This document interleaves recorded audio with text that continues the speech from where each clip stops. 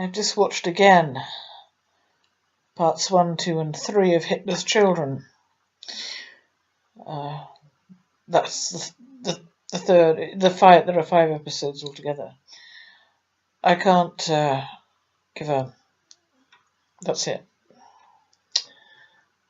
Hitler's Children, probably not showing very much. Usually takes a moment or two to adjust. Oh well. The second and third were very, very interesting to me, because the second covered Lebensborn and the third covered education. And a lot of things about the education really, really made me sit up and take notice. I had actually said, when I was talking about murders I do believe my father committed, I've said it's possible that he was simply there and watching and did nothing. Well, that is possible. But I don't think it's likely. I said... my brother mentioned in his eulogy that our father was... I don't think he used the word obsessed, but I would. Obsessed with maths. And that he would sit and solve mathematical problems just for the pleasure of doing that. No, it was more than that. There were mathematical plans, and he had infinite patience to carry them out. I believe that Karen's death crash was planned mathematically. And when I saw that maths was a weapon of war, I thought, yes, that's it. That's it.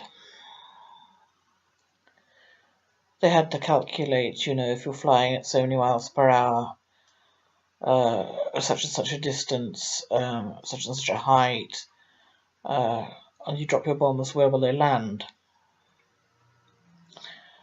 Well, if you can calculate that, you can calculate faking a crash. Like the driver saying the van was parked at the curb and nobody alive to dispute that. I still believe what actually happened was it slammed on its brakes in the middle of the road, knowing the bike was coming along behind, and knowing, what's more, the brake cable was damaged. It had part of the brake cable missing. That was planned with mathematical precision. So whatever it was that happened to my father, it carried on long after. I was quite sympathetic to the former Nazis who were looking back rather ruefully at their years and years of brainwashing as children, for which they weren't responsible.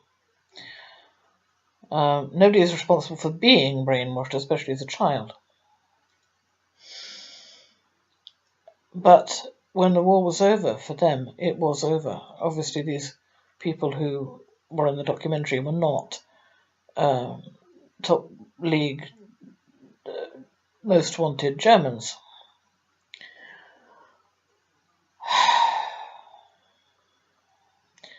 Some said they knew about the concentration camps, some vehemently denied it.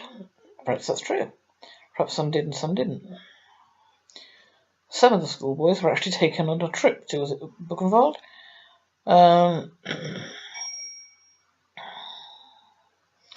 One woman said she knew about human skin being used as lampshades and gold fillings being taken and all the rest of it. She said she was 12. I'm pretty sure she said she was 12 when she knew that. It might have been 14, but I think it was 12. The others said no, they didn't know.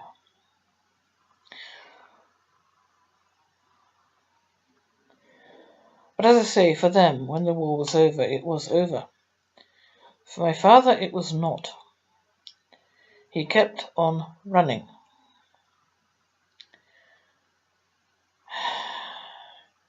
He changed his name, he changed his address, and he ran off with my mother. Oh, another interesting part for me was that romance was out, and the men were supposed to choose their partner to be, their spouse to be, based on the desirable characteristics of the spouse to be, not love. Oh, there were lots of things that came up. I thought, yes. I should have taken notes.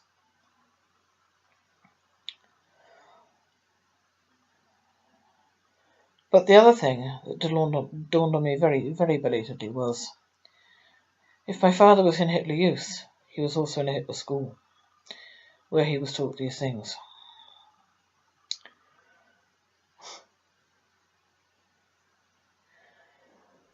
They were taught science in a rather different way. It was called racial science. My father always said that he loved science. I wonder what kind. I think I know.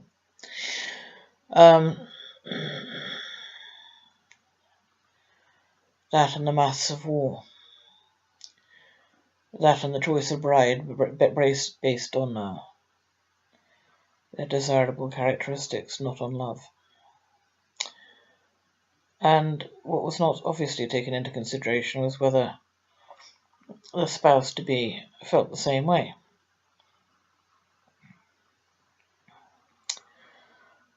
Lebensborn, where the girls of Hitler Youth would be sent off for a few weeks and return pregnant, among other things.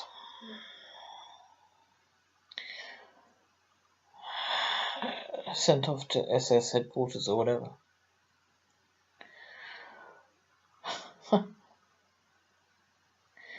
That was episode 2, if you listen carefully. There's quite a bit about Lebensborn. Episode 3 has the educational bit. Why it didn't occur to me before that if my father was in Hitler's Germany and in Hitler Youth, he must also have been in Hitler School, I don't know, probably because I didn't know that Hitler schools existed, although I gather there were 2 different types, and one was superior to the other in terms of what they were actually taught.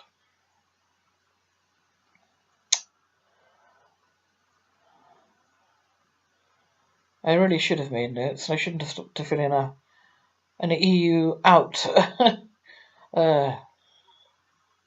document prior to recording. I should have recorded immediately after watching.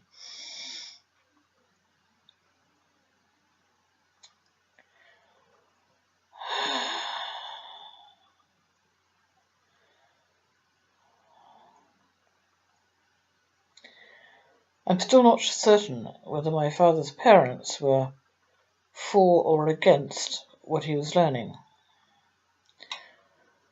but he must have been incredibly confused, I would think, when he was sent to Bishop Cotton School in India, which was the Eton of the East, and taught rather different things. One man said they were not encouraged to think for themselves. Not at all. That would interfere with their loyalty. My father did believe in thinking for oneself, unless, of course, you thought differently from him, in which case you weren't allowed to. And something else just popped into my head and popped straight back out again. Great. All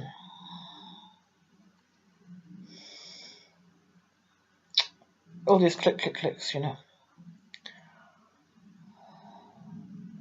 Oh yes, 1 in 4. I think it was at least 1 in 4 Germans by 1942 were atheists. Well, if you want to call them atheists, certainly they were not religious. Well, they were not Christians. For those who keep on insisting, and I know it's incorrect, that Hitler was a Christian. No, he was not. Not a practicing one by any means.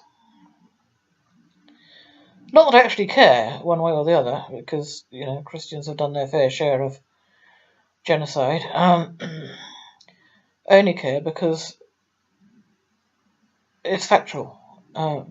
It's a fact that Hitler was not a practicing Christian. And Germans were all encouraged not to be.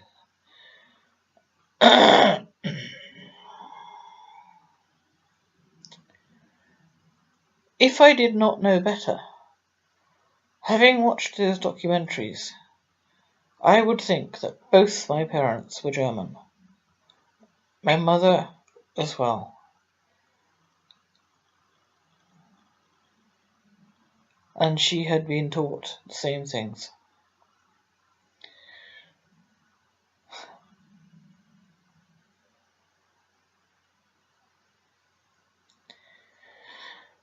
I do have a few little queries, but otherwise it is such a perfect fit that I can't ignore it.